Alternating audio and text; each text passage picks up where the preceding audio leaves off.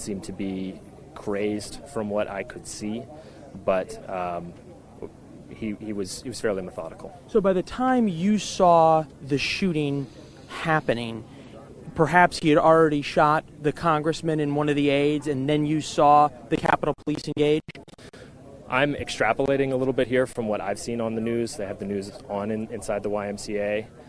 What I've heard is that he started at the third base dugout of the field, and he must have moved since then because I saw him between the third base dugout and what would be home plate.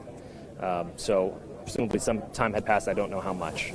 And what were you hearing? Were you hearing shots going back and forth? Yes, sir. And then what happened?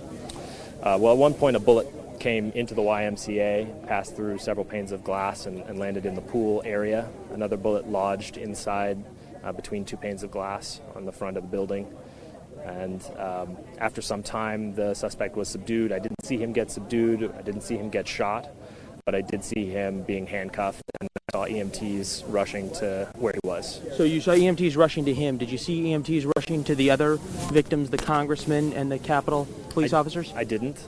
I did see a helicopter taking off at one point. Someone shouted, "Oh my gosh, there's a helicopter."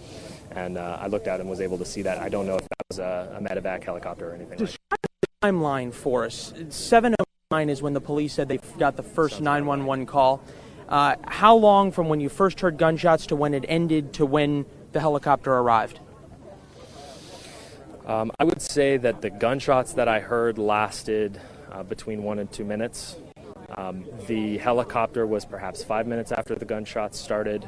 I was there for the first 911 call, I think, from the YMCA. That was maybe seconds after I arrived at the front of the building. So, based on what you could see, was it clear that this gentleman who the gunman was focused on shooting on the baseball field? He wasn't sort of randomly shooting at civilians or other people in the neighborhood. He was not randomly shooting at civilians from what I saw.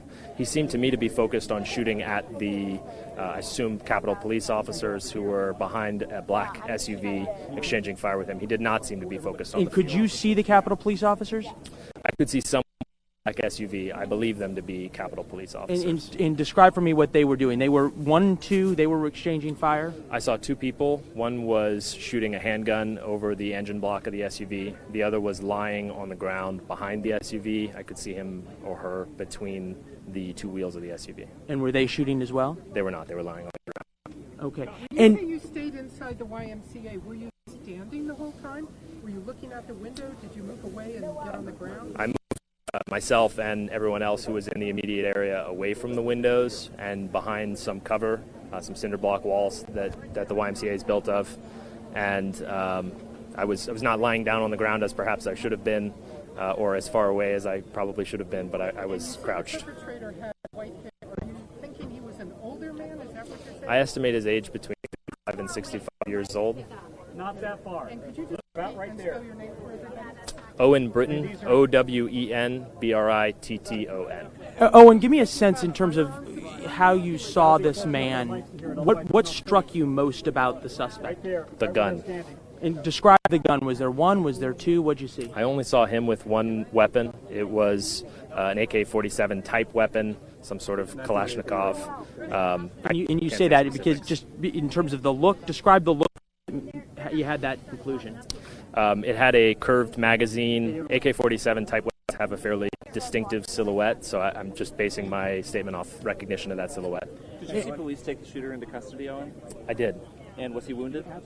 I could not tell. Describe how that happened. He took taking them into custody. I didn't see it happen.